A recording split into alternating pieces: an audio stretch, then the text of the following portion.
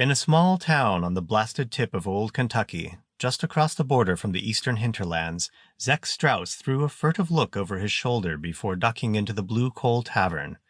He didn't hear the clip-clop of the horse-drawn paddy wagon 2 streets over, nor see the electric bloodhound leading 2 masked figures in his direction. Zeck sidled up to the bar as only he could sidle. "Whiskey neat with a twist. 1 cherry, skin and stem only. Easy on the vermouth, pal." The bartender nodded. Zeck surveyed the tavern. The air was thick with cigarette smoke. Most of it came from 2 young boys at a table in the corner.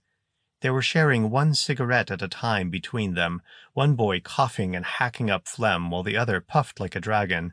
Then they switched. When they got down to the filter, they'd light another one off the cherry and keep going.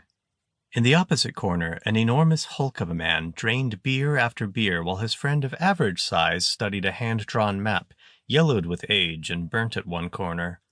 The man with the map pointed at a place of interest and whispered something to his gigantic partner. The giant grunted, nodded, and downed another beer. The waitress brought him another tray with 6 full glasses and exchanged them for his empties. The only other patron of the Blue Coal Tavern was an old man in a wizard's cloak at the end of the bar. His drink was full, but most of the ice in it had melted. He was eating complimentary peanuts a few at a time and licking his fingers between each trip to the bowl. The bartender set Zeck's whiskey on the bar and tweaked his mustache 5 times to indicate the price. No sooner had Zeck reached into his satchel for his wallet, though, than 2 Churlian Imperial guards burst through the front door, guns drawn. The masks were in place on their helmets, complete with bulbous black eyes and sculpted chelicerae. One was a full head taller than the other. Both wore the bulky, mass-produced armor of the Empire's police force. Between them stood an electric bloodhound, its eyeless head turning to and fro as it sniffed the smoky air. "Freeze!" said the guards, their voices mechanically amplified by the mouthpieces in their masks. Everyone stopped what they were doing. The giant set down his 9th beer, only half empty. Like a magician doing sleight of hand, the other fellow rolled up the map and deftly stuck it up his sleeve.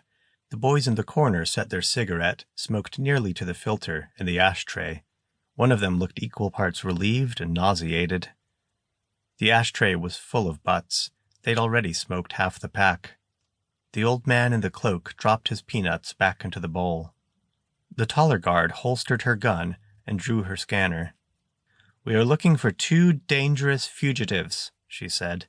"They may have altered their appearance. We have tracked them across half of Kentucky.